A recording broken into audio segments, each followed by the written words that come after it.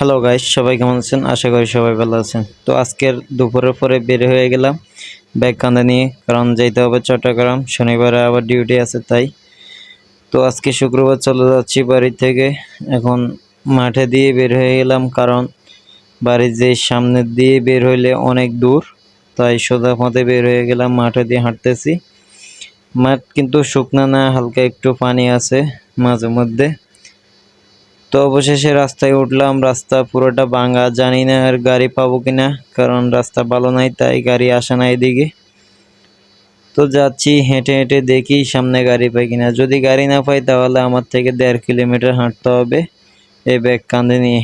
ব্যাগের মধ্যে ওয়েট আছে প্রায় 10 থেকে 15 কেজি।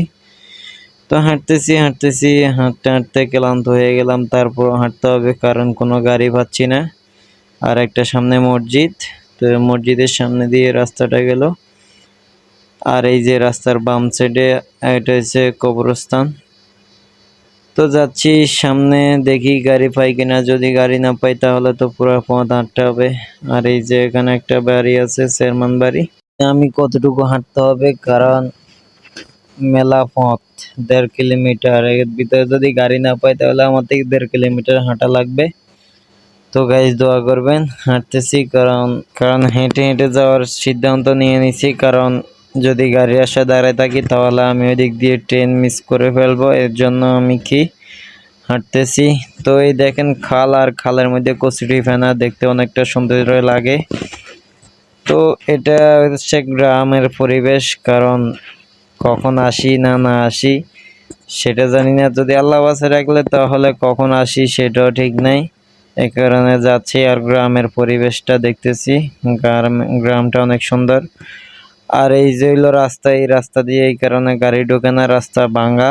কারণ খাল থেকে মাটি তুলছিল সরকার, এই কারণে রাস্তা ভেঙে গেছে।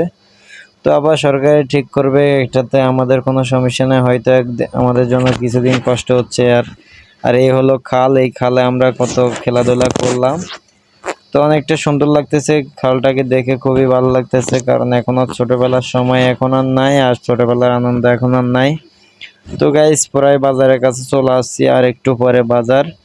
এই যে বাজারে ব্রিজ দেখা যাচ্ছে অবশেষে। তো আসলাম।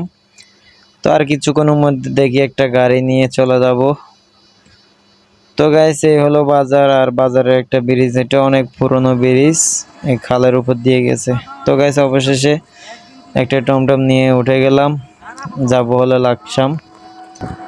লাকসামের উদ্দেশ্যে রওনা হলাম। আর এই হলো পরিচিত, আর এই যে টমটমওয়ালা ভাইটি হচ্ছে পরিচিত, তাই উঠে গেলাম। কারণ পরিচিত মানুষের গাড়িতে করে যাওয়ার মজাটাই আলাদা, কারণ সব দিকে সুযোগ সুবিধা থাকে। তো যাচ্ছি, এই হলো গ্রামের সৌন্দর্য, গ্রামের রাস্তা দেখতে খুবই ভালো লাগে। আর এটা হচ্ছে ছোট একটি পার্ক, কারণ একটা বাড়ির ভিতরে, এই কারণে মিনি পার্ক বলা হয়। সবাই এখানে ঘুরতে আসে। তো এই হলো গ্রামের সৌন্দর্য, দেখতে ভালো লাগে। কারণ গ্রামে কখন আসি না না আসি, অনেকদিন পর গ্রাম আসলে গ্রামটা দেখতে খুবই ভালো লাগে। আর এই হলো একটা পার্ক, এটাও একটা পার্ক। এখানে একটা লেক আছে, লেকের পাশে বসার জায়গা আছে, সিট আছে এখানে বসার। এখানে সিটগুলোতে বসলে আপনার থেকে 50 টাকা করে নেওয়া হবে। আর এই যে আপুদের জন্য ফুচকারও ব্যবস্থা আছে এখানে। তো যাচ্ছি, অবশেষে রেল স্টেশনের পাশাপাশি চলে আসলাম। ওই যে আর মাত্র 5 মিনিটের ব্যবধানে একটা গাড়ি মিস করে ফেললাম। তো গাইস অবশেষে আসলাম রেল স্টেশনে, টিকিট নিলাম, কারণ সিট নাই।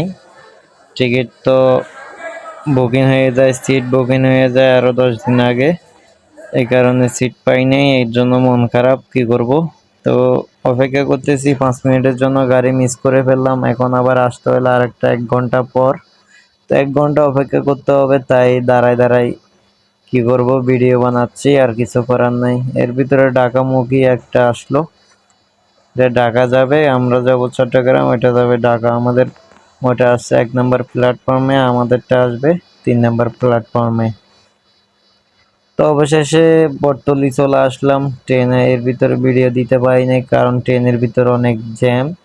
এই কারণে বটতলি চলে আসলাম। বটতলি এসে নেমে হাঁটি হাঁটি যাচ্ছি। আগে যে নাস্তা করব, তারপরে বের হয়ে যাব। এই যে সবাই হাঁটি হাঁটি যাচ্ছে, আমি হাঁটতেছি কারণ ট্রেনটা অনেক পিছে দাঁড়াইছে। তো গাইজ ভিডিওটি কেমন হলো অবশ্যই জানাবেন, ভালো লাগলে একটা লাইক করে দিন আর সাথে ফলো করে দিন, তাহলে আপনাদেরকে আরো ভালো ভালো ভিডিও দেওয়ার চেষ্টা করব। তো সবাই ভালো থাকবেন, দোয়া করবেন। খোদা হাফেজ।